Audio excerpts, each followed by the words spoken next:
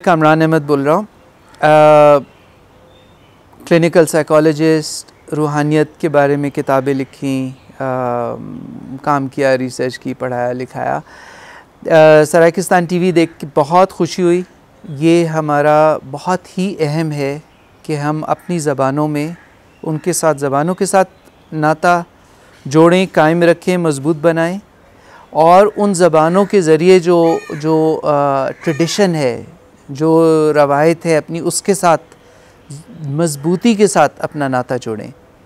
बहुत ज़्यादा खुशी हुई ये इनिशिएटिव देख के, क्योंकि ये जो विरसा है इसकी पूरे पाकिस्तान को, बल्कि उससे आगे बर्रे सग़ीर और पूरी इंसानियत को बहुत ज़्यादा ज़रूरत है। सो इसके साथ हमें लिंक बना के रखना है अपनी ज़बानों के साथ। सराइकी ज़बान जो है वो पूरे पाकिस्तान की ज़बान है, बहुत अहम है हमारे लिए।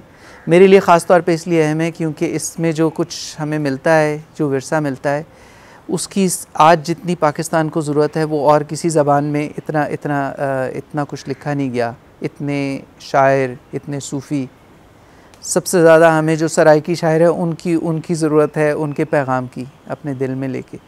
तो बहुत शुक्रिया ये शुरू करने का।